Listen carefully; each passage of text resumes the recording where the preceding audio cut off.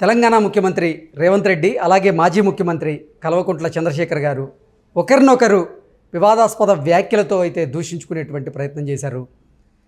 కేసీఆర్ని ఉద్దేశించి రేవంత్ రెడ్డి నువ్వు గాడిద అంటూ కొన్ని వ్యాఖ్యలు చేస్తే, రేవంత్ రెడ్డిని ఉద్దేశించి కేసీఆర్ పాలిచ్చేటువంటి బర్రెని కాదని దున్నపోతుని ఎన్నుకున్నారు అంటూ కూడా కొన్ని వ్యాఖ్యలు చేసిన నేపథ్యంలో ఇప్పుడు ఈ వ్యాఖ్యలు సర్వత్రా చర్చనీయాంశమైన నేపథ్యంలో ఈ అంశానికి సంబంధించి మనతో మాట్లాడేందుకు ప్రముఖ రాజకీయ విశ్లేషకులు కృష్ణకుమారి గారు మనతో ఉన్నారు. మేడంతో మాట్లాడదు. మేడం నమస్తే. మేడం నమస్తే. మేడం, తెలంగాణ మాజీ ముఖ్యమంత్రి అలాగే ఇప్పటి ముఖ్యమంత్రి ఒకరినొకరు దూషించుకుంటూ వివాదాస్పదమైనటువంటి వ్యాఖ్యలు చేస్తూ ఉన్నారు. ఏంటి మేడం ఈ వ్యాఖ్యలను ఎలా చూడొచ్చు? అసలు దురదృష్టకరం అండి. రేవంత్ రెడ్డి సీఎం అయిన తర్వాత చాలామంది అనింది ఏంటంటే, ఎలక్షన్కి ముందు రేవంత్ రెడ్డి ఒకలా ఉన్నాడు, ఎలక్షన్ తర్వాత రేవంత్ రెడ్డి ఒకలా ఉన్నాడు. అసలు ఒక మనిషిలో ఇంత ట్రాన్స్ఫర్మేషను అంటే ఇంత మార్పు అనేది నిజంగా మనం చూడగలుగుతామా? అసలు అంటూ అతని దగ్గర ఇలాంటి మనస్తత్వం లేకపోతే గనక ఇంత త్వరగా ఎలా మారతాడు?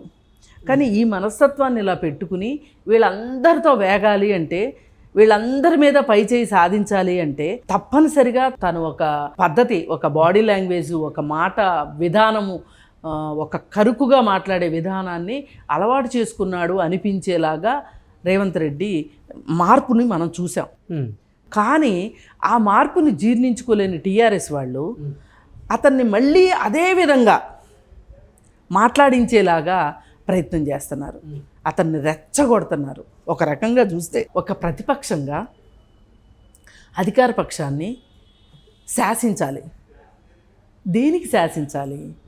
సరి అయిన విధానాలు చేసే విధంగా, ప్రజల కష్టాలు అర్థం చేసుకునే విషయంగా. వీళ్ళే ప్రజలు, ప్రతిపక్షమే ప్రజలు. ప్రజల ఆకాంక్షల్ని, వాళ్ళ కష్టాలని వీళ్ళు ప్రభుత్వానికి నివేదించేలాగా ఉండాలి. అవసరమైతే ప్రజల కోసం, ప్రజల కష్టాల కోసం గట్టిగా నిలబడేటట్లు ఉండాలి, వాళ్ళతో పని చేయించేటట్లు ఉండాలి. అవసరమైతే ప్రజల కోసం కాళ్ళు పట్టుకుంటారా, గడ్డాలు పట్టుకుంటారా, అది వేరే విషయం. వీళ్ళ ఎజెండా మొత్తం ప్రజలై ఉండాలి. ప్రజల బాధలు, కష్టాలు, వాళ్ళ అవసరాలు, వాళ్ళ ఆకాంక్షలు అయి ఉండాలి. కానీ దురదృష్టం ఏంటి అంటే, ఇవాళ తెలంగాణ రాష్ట్రంలో ఎలక్షన్ల ముందు ఏ వాతావరణం అయితే ఉందో, ఎలక్షన్ల తర్వాత కూడా అదే వాతావరణం, దుమ్మెత్తి పోసుకోవడం. అసలు నేను అతను ఒక ఇంటర్వ్యూలో కూడా చెప్పాడు, నిజానికి నేను ఎలక్షన్ల ముందు అలా మాట్లాడాను, నేను ఇవాళ ఒక బాధ్యతాయుతమైన పదవిలోకి వచ్చాను, నేను ఇలా మాట్లాడను, అలా మాట్లాడడం ఆ రోజు తప్పనిసరి అయింది, కానీ నేను అలా మాట్లాడను అని రేవంత్ రెడ్డి అనడం విన్నాం మనం. అలాంటి వ్యక్తిని మళ్ళీ వీళ్ళు గల్లా పట్టుకొని రోడ్డు మీదకి లాక్కుని వచ్చి మళ్ళీ అదే విధంగా చేయడం చూస్తుంటే నాకు ఒకటి గుర్తొస్తుంది. ఇప్పుడు ఒక అతను ఎవరైనా సరే ఒక నేరం చేసిన వ్యక్తిని జైలుకి పంపిస్తారు. అతను పూర్తి పరివర్తన చెంది బయటకు వస్తాడు.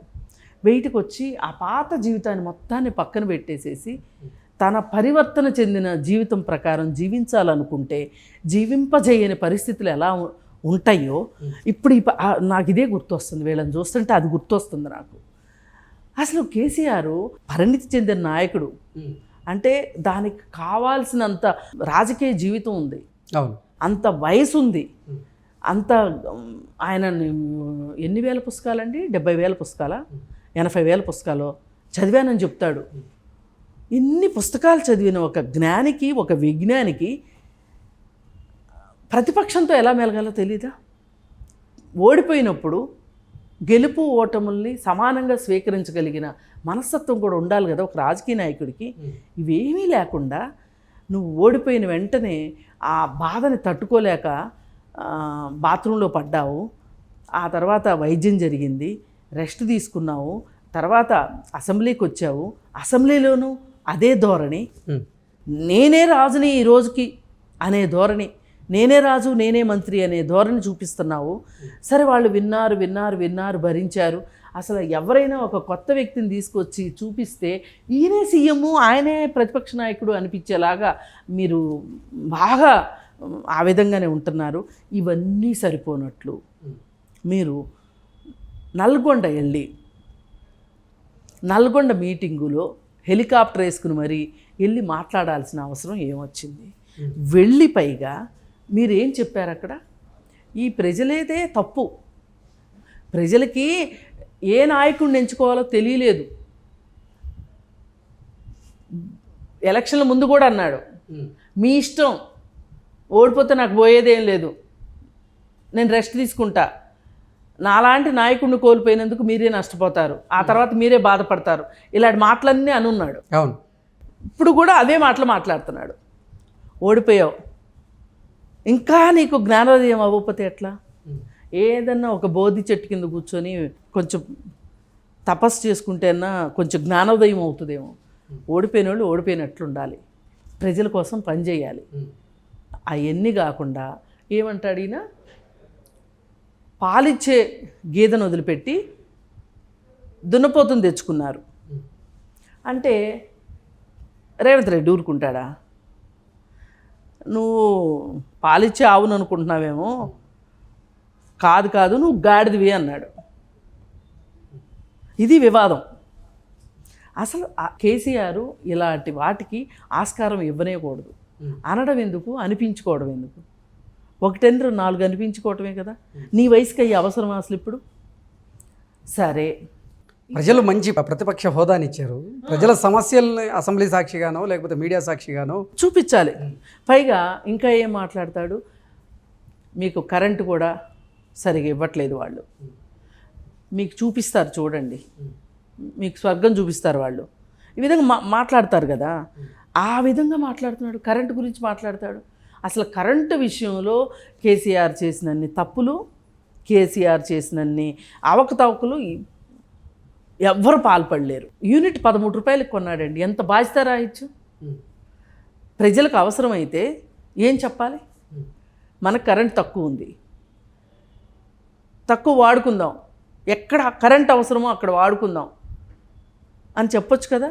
నువ్వు 24 గంటలు కరెంటు ఇస్తున్నానని ప్రజలను భ్రమింపజేసి అసలు పొలాలకు 24 గంటలు కరెంట్ ఎందుకండి? అసలు పగల కరెంటు ఉంటే రాత్రి కరెంటుతో అవసరం ఏంటి? ఇప్పుడు పగల కరెంట్ ఇవ్వలేనప్పుడే రాత్రి కరెంట్ ఇచ్చేవాళ్ళు పొలాలకి, దానివల్ల చాలామంది షాకులు కొట్టి చచ్చిపోయేవాళ్ళు. అసలు నువ్వు పగల కరెంట్ ఇస్తున్నప్పుడు అసలు రాత్రి కరెంటే ఎక్కడ అవసరం? ఇళ్లల్లో అవసరం రాత్రి కరెంటు. చేసినవన్నీ ఇలాంటి పనులు చేసుకుని వచ్చి కాళేశ్వరంలో కరెంటు బిల్లు గురించి మాట్లాడుకుంటే కూడా గుండె చెరువు అవుతుంది. ఆ కరెంటు బిల్లు కట్టాలి, డబ్బులు కట్టాలి అంటే బకాయిలు కట్టాల్సిందేగా, డిస్కమ్లకు కట్టాల్సిందేగా, ఊరికైతే రాదు కదా కరెంటు. దాని బదులు నువ్వు ఇప్పుడు వాళ్ళ రకరకాల విద్యుత్తులు ఉన్నాయి మనకి, థర్మల్ విద్యుత్తు, హైడల్ విద్యుత్తు, పవన విద్యుత్తు, రకరకాలు ఉన్నాయి. అలాగే సోలార్ విద్యుత్తు, ఇన్ని రకాలు ఉన్నాయి. వాటిల్ని పెంచేదానికి నువ్వు ప్రయత్నం చేసి ఉండాల్సింది. ఎంతసేపు ఉత్పాదన వైపు కాకుండా వినియోగం వైపే నీ అడుగులన్నీ ఉన్నాయి. అందుకే కదా ఇంత అప్పుల పాలైంది రాష్ట్రం. ఇదంతా నేను అన్నట్లు కాదు, ఒక పెద్ద ఆయన హరగోపాల్ గారని పెద్ద ప్రొఫెసర్ చెప్పిన మాటలు నేను చెప్తున్నా. ఇవి నా పైత్యం కాదు, ఇది ఆయన చెప్పిన మాటలే.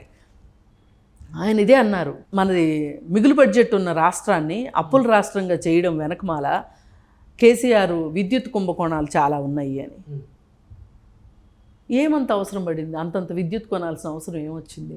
సరే, ఇవన్నీ చేసావు, అయిపోయిన తర్వాత ఇప్పుడు నువ్వు చేసిన తప్పుల గురించి ఆలోచించుకుంటూ ఉండాల్సింది పోయి అధికార పక్షాన్ని రెచ్చగొట్టి చివాట్లు పెట్టించుకోవడం.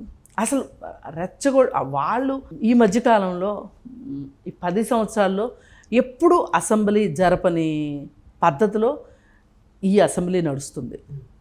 అసెంబ్లీ చూడాలనిపించేటట్లు నడుస్తుంది.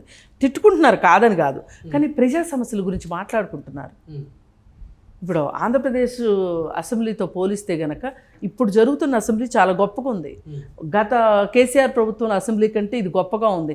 అర్థవంతమైన చర్చ జరుగుతుంది, ఎక్కువ మాట్లాడుతున్నారు అందరూ. ఇలాంటిది పోయి ఇలా తిట్టడం, తిట్టడం. కానీ ఈ ఆప్షన్ మట్టుకు రేవంత్ రెడ్డి తీసుకున్నాడని అయితే నాకు అనిపించలేదు. మొత్తంగా నేను ఈ వార్త మొత్తం చూస్తే మొదలెట్టిందే కేసీఆర్. ఎందుకు ఇంతలా మొదలెట్టాడు అంటే రేపు పార్లమెంట్ ఎలక్షన్స్ వస్తున్నాయి. ఈ పార్లమెంట్ ఎలక్షన్స్ లోపు తన గంప కింద కోళ్ళనన్నిటినీ కప్పెట్టుకోవాలి అంటే నేను బలవంతుణ్ణి అని చూపించుకోవాలి. ఓకే. తన సభ్యుల ముందు కూడా నేను స్ట్రాంగ్గా ఉన్నాను, నేనేదో వీక్ అయిపోయానని మీరు అటు పక్క చూపు ఇటు పక్క చూపు చూడొద్దు, ఆ పార్టీలోకి ఈ పార్టీలోకి వెళ్ళాలని చూడొద్దు, నేను స్ట్రాంగ్గానే ఉన్నా, మనం స్ట్రాంగ్ అనే ఉద్దేశం ఇవ్వటం కోసం నోటికి ఏదొస్తే అది మాట్లాడుతూ ఉంటే, ఓ మా నాయకుడి దగ్గర వాడి వేడి ఏం తగ్గలేదు, పలుకు తగ్గలేదు, గట్టిగానే ఉన్నాడు అనే ఉద్దేశం ఆ లీడర్స్లో కల్పించటం కోసం ఓకే. ఒక విధమైన నాటకం అన్నమాట ఇది. చూడ్డానికి మనకి జగుప్సాకరంగా ఉన్నప్పటికీ కూడా వాళ్ళ ఉద్దేశంలో నాటకం ఇది. ఎందుకు చేస్తున్నారు? ఎలక్షన్ని దృష్టిలో పెట్టుకుని. పైగా ఓ పక్క నుంచి మోడీ నుంచి ఆదేశాలు, ఎన్నాళ్ళు పక్కలో పడుకుంటావు, ఇంకా లే, మొత్తం రాష్ట్రం అంతా తిరగాల్సిందే, నువ్వు తిరిగి నీకు బీజేపీకి సీట్లు వస్తే తప్పితే నేను ఊరుకోను, కాంగ్రెస్ మట్టుకు సీట్లు రావడానికి వీల్లేదు అని ఒక టాస్క్ పంపించాడు ఆయన. ఆ టాస్క్ ప్రకారమే ఈ విధంగా మాట్లాడుతున్నాడు. ఇప్పుడు అసలు నల్గొండలో సభే అవసరం లేదు, కానీ పెట్టిన కారణం ఏంటి అంటే ఎన్నికలను దృష్టిలో పెట్టుకుని. ఇవన్నీ ఒకప్పుడు ఆయన కారు సారు 16 అనే ఒక నినాదం ఉండేది. ఇప్పుడు ఆ మాట అనటానికి ధైర్యం చాలట్లేదు, కానీ అనాలి. తన జవసత్వాలు ఉడిగిపోలేదు అని ఒక నమ్మకాన్ని కలిగించుకుంటాం కోసం తన కూటమిలో. పైగా మోడీ దగ్గర నుంచి మోడీకి కూడా లేదు కేసీఆర్ బాగానే కష్టపడుతున్నాడు, గెలుపోవటంలో ఎలా అన్నా ఉండేవండి, ఫలితాలు ఎలా అన్నా ఉండేవండి, కష్టపడ్డాడు అనే ఒక ఉద్దేశం తెచ్చుకోవటం కోసం ఇప్పుడు కాంగ్రెస్ వాళ్ళు మేడిగడ్డ అని మాట్లాడుతున్నారు కదా. అందుకని బీజేపీలోంచి ఒక ఆయన వచ్చేసేసి, సంజయ్ వచ్చేసేసి ఇది అవినీతికర ప్రాజెక్టు అంటే ఇప్పుడు ప్రజలు అమాయకులు అనమాట, ప్రజలకి గందరగోళం. పైగా ఈయన ఏమంటున్నాడు, ప్రజల మీదే తోస్తున్నాడు కేసీఆర్.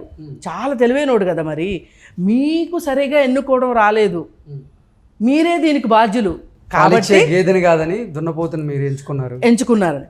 ఇప్పుడు అదంతా అనేది ఎందుకు అంటే అది అయిపోయిన ఎలక్షన్ సంగతి ఏదో అయిపోయింది. ఈసారి ఎలక్షన్లో అయినా పార్లమెంట్ ఎలక్షన్లోనైనా సరే నాకు ఓటేయండి అని చెప్పాలనుకుంటున్నాడు ఆయన. అందుకే మీ ఎన్నిక సరైంది కాదు అని వాళ్ళకి గుర్తు చేస్తున్నాడు. అమ్మో కేసీఆర్ ఇలా అన్నాడంటే నిజమే కావచ్చు అనుకోవాలని. పైగా ఇంకొక పిచ్చి బియ్యం పెడుతున్నాడు మోడీ. ఏమని, ఇక్కడ గనక నీకు మాకు పార్లమెంట్ సీట్లు కనుక ఎక్కువ వస్తే గనక ఈ ప్రభుత్వాన్ని పడగొట్టేసేసి నిన్నే ముఖ్యమంత్రిని చేస్తా, మళ్ళీ అలవాటే కదా బీజేపీకి. అందుకని ఆ నమ్మకంతో ఇప్పుడు ఒంట్లో ఓపికన్నా లేకపోయినా పరిగెట్టుకుంటూ వచ్చి ఈ మాటలన్నీ మాట్లాడుతున్నాడు. ఇది ఒక ధైర్యాన్ని నమ్మకాన్ని నింపటం కోసమే చేస్తున్నాడు తప్పితే ఇవి నిజమైన వ్యాఖ్యలు అనుకోవటానికి వీల్లేదు. పైగా రాజకీయాల్లో ఇలాంటి వ్యాఖ్యలు చేయటం కరెక్ట్ కాదు.